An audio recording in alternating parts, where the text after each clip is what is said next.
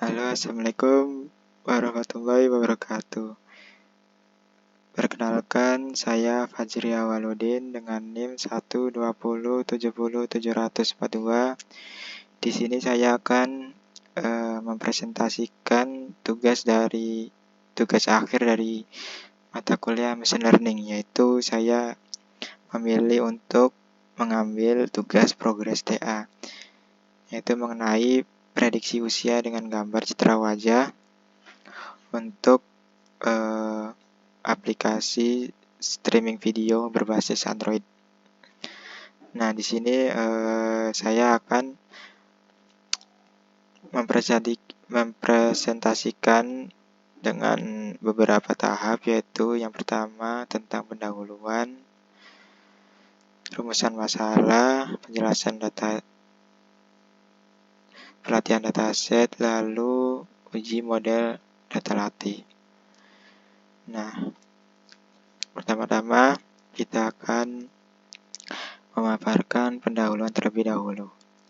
Aplikasi streaming video ini tidak hanya memungkinkan pengguna untuk menonton video saja, tetapi juga untuk membuat konten mereka sendiri.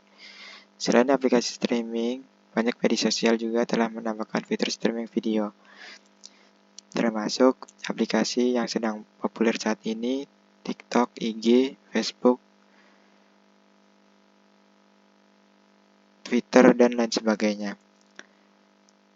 Nah, dari data pada hari ini itu juga pada update hari ini itu aplikasi yang paling populer itu adalah aplikasi TikTok, yang merupakan aplikasi streaming video yang terpopuler saat di Play Store.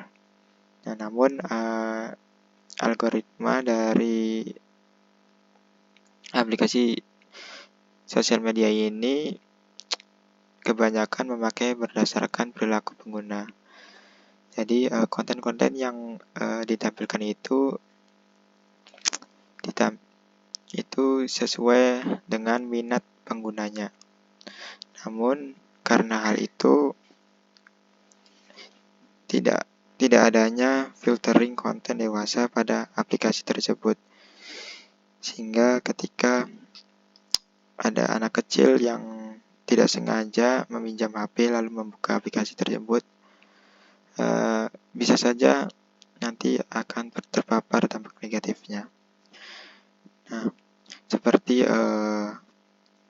nanti anak tersebut menonton tentang video kekerasan, konten-konten berbau seksual, bullying atau pelecehan, tindakan berbahaya, bahasa kasar dan tak sopan, itu semua dampak negatif dari penggunaan sosial media yang di dalamnya tidak ada filtering. Untuk itu, saya berencana untuk membuat sebuah sistem untuk klasifikasi konten yang akan diterapkan di prototipe aplikasi Android yang menggunakan bahasa Dart. Nah, klasifikasi konten ini itu menurut saya itu cukup berguna dan diperlukan untuk memvalidasi dan memastikan usia pengguna, apakah pengguna tersebut adalah seorang anak-anak atau seorang dewasa. Nah, di sini ada sistem operasinya juga. Jadi misalkan ada seorang anak yang ingin meminjam HP, nah maka saat membuka aplikasi tersebut, sistem akan memprediksi secara di latar belakang. Nah, jika iya, itu nanti aplikasi akan mengirimkan konten-konten khusus anak-anak. Lalu jika pengguna itu diprediksi bukan anak-anak, maka akan menampilkan semua konten. Nah, sebenarnya dataset yang saya gunakan saat ini itu menggunakan sampel dataset gambar wajah orang dari umur 20 sampai 50 tahun. Dalam uji coba, karena keterbatasan waktu dan hanya sekedar uji coba, memastikan program latih itu dapat berfungsi dengan baik. Sebenarnya saya sudah mendapatkan data wajah publik dari umur 1 sampai 100 tahun. Ya karena keterbatasan waktu dan ini hanya sekedar uji coba, maka untuk meningkat dan mengefisiensi waktu, saya hanya memakai beberapa kelas saja. Nah, yang pertama ini untuk melatih atau men-training dataset, ini perlu menyiapkan daftar pustaka terlebih dahulu, yaitu di sini ada library NumPy, Pandas, Padlib, Pad, Seaborn, Matplotlib, Scikit-learn, TensorFlow, lalu ada R2Score.